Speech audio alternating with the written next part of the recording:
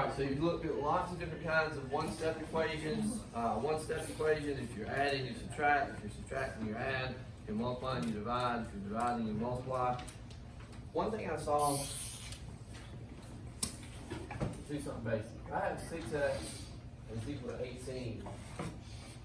What would I do to solve that equation? Divide by 6.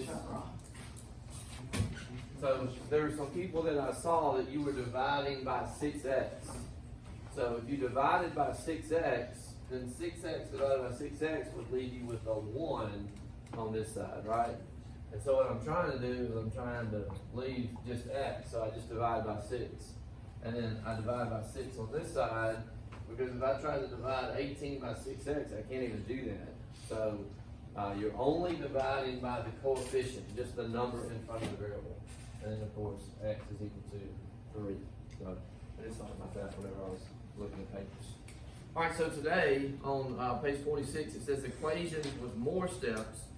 And we're actually looking at two-step equations. So most of the more modern textbooks would just call these two-step equations. Now, if we had a numerical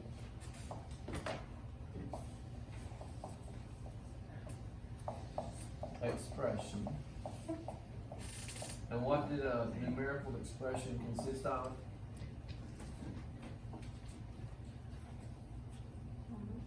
Numbers, because it's numerical, and in order to be an expression, it has to have what? Not an equal sign, that would make it an equation.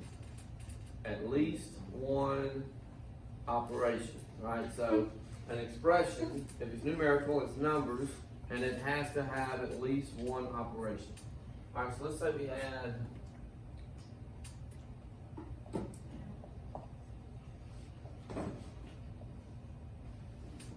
3x plus 6. And let's go ahead and make that. Let's do this.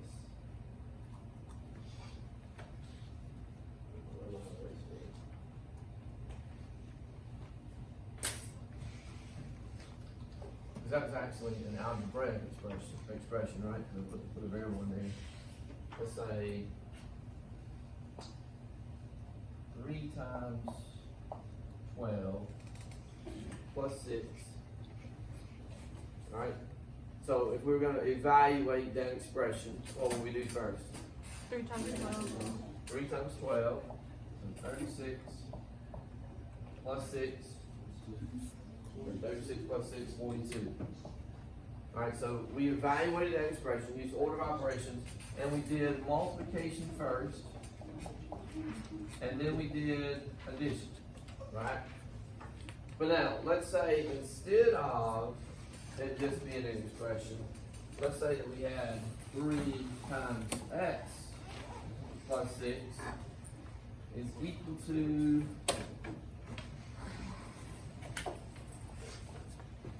42. And so now we've changed that from an expression to an equation. And if we were going to solve that for x, what would we have to do first? Subtract 6.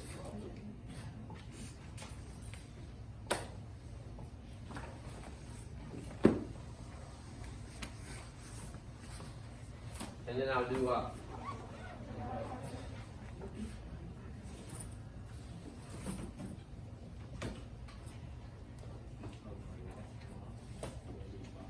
So you see we had this expression, and when we evaluated that, we multiplied and we added, right? Because in our order of operations, we're going to do multiplication, division, left to right,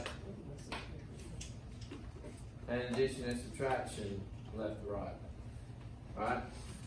So when we work in the equation, a lot of textbooks now, they will give you a work backwards strategy lesson, because when we're solving the equation, we're actually working that backwards. So whereas here we did the multiplication first and then did the addition. When we're solving this equation, we did subtraction first and then we did division, all right? So we're actually doing the reverse of the order of operation, because we're working backwards to try to find the value of the variable, of the value of that variable, right? So we had subtraction, and then division. Reverse of what the order of operations would be, because we're working that backwards. So that's what we're doing in all of these problems. So the very first one on the classroom practice is 2x minus 4 is equal to 16.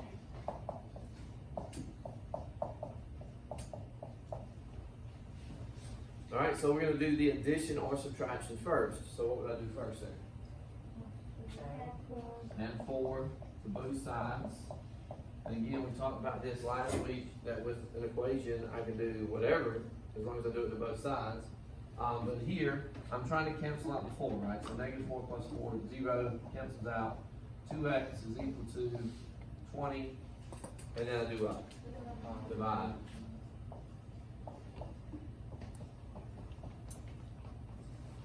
A very large percentage of the time, the last step is going to be to divide by the coefficient of the variable. So that we get the variable isolated, we get the variable by itself. All right, on number 2 there.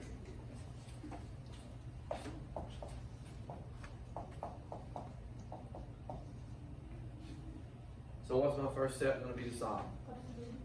Plus 2. I'm going to add 2 to each side. 2 cancel out. 5x is equal to 10. And then I do what? Divide by 5. Divide by 5. Divide by the coefficient of the variable. X is 2, 5 cancel out, right? Now, the great thing about equations is we can always check our solutions, right? So if my solution here is 10, if I substitute 10 back in for x, it should give me a true statement. So 2 times 10 is 20, minus 4 is 16. That's true. If x is 2, 5 times 2 is 10, minus 2 is 8. So that's a true statement. All right, number 3 there.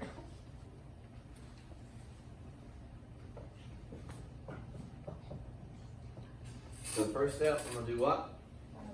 Add 1. All right, 2x, the 1's cancel out. Negative 1 plus 1 is 0. 9 plus 1 is 10. And then I do what? Divide by 2. Divide by the coefficient of the variable. And x is equal to 5. Again, if x is 5, 2 times 5 is 10, minus 1 is 9. Yeah. All right, let's do all those were subtractions. So we'll just skip down and do one that's got an addition in it. Say number 6.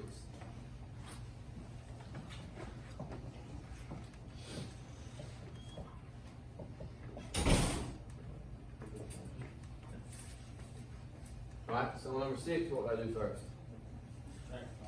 Subtract 5. So that plus 5, I subtract 5 from both sides. 3b is equal to, what's 5 minus 5? 0. So the 5's actually cancel out on both sides. And now what I'm going to do?